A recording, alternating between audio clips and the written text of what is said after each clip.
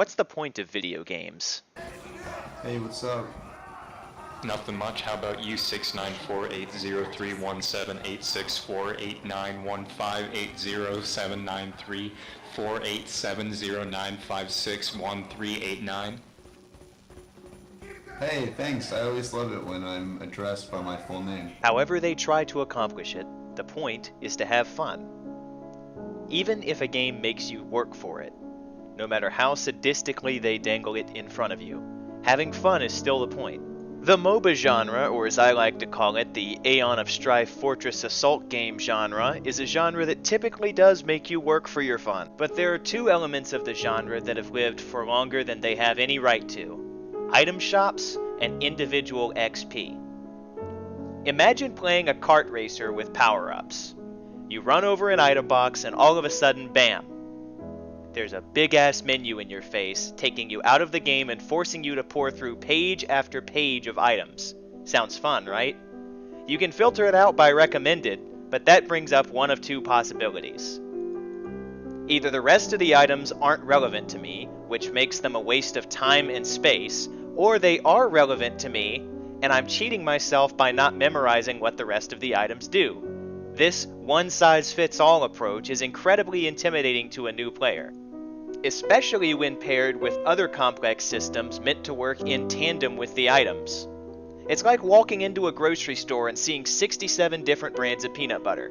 Why are there so many, and what could possibly be the difference between them? If I wanted to pour over reams of minutia, I'd be playing EVE Online. Now imagine you're playing an FPS, and one of your teammates sucks. We've all been there. Except now, imagine that on top of his gameplay sucking, the game is mechanically penalizing him by making him statistically less effective the farther he falls behind. His bullets do less damage than the rest of the team, his grenades don't fly as far, and so on. So you're effectively one man down. Now imagine that the only way for him to catch back up is to count out the exact amount of seconds it takes for a bullet to fly from his gun into an enemy and time it so that his bullet, not yours or anyone else's, is the last one that hits an enemy player. These two mechanics create extremely frustrating experiences, both for the team and the individual. So naturally, when a game comes along which removes item shops and heavily alters the XP mechanic, the community's reaction is overwhelmingly positive. The fact that the very idea of sharing is decried as the specter that haunts the lanes of Summoner's Rift should tell you something about the average MOBA player, but I can talk about materialist dialectics in another video. So what exactly did Blizzard do to upset the libertarian gamer right? Firstly, the item shop is replaced with hero-specific talents that give the player a small list of impactful choices rather than a deluge of near-identical ones with utilities tacked on. Then, the shared XP. When any one particular player earns XP, the whole team does. As long as a player is near a source of XP when it dies, that player earns the XP. As a result, the whole team progresses and gets stronger together, becoming more powerful as a group. Two opposing players in the same area can pay more attention to each other because they don't have to devote their attention entirely to farming XP. It also prevents any one guy from snowballing out of control and winning the entire game for one team. More fights, faster. But those two mechanics aren't the only things Heroes does differently than other games of its type.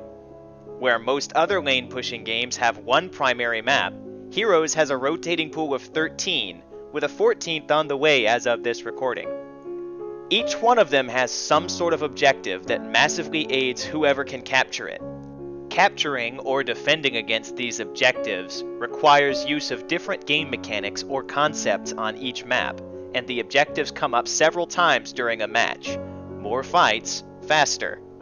Think about the acronym MOBA, Multiplayer Online Battle Arena. This is one of very few games on the market today whose design philosophy reflects a focus on the B in that acronym. You're not constantly looking at the Sears catalog or playing a rhythm minigame in the back line to earn money. You're either team fighting, dueling, or harassing. But the innovation doesn't stop at the maps or the focus on team fighting. The heroes in this game feature some of the most creative ideas in the genre. This guy transforms into a bird and flies over obstacles to scout people out. This guy takes 2 people to play and makes up for it by giving the team extra power in fights.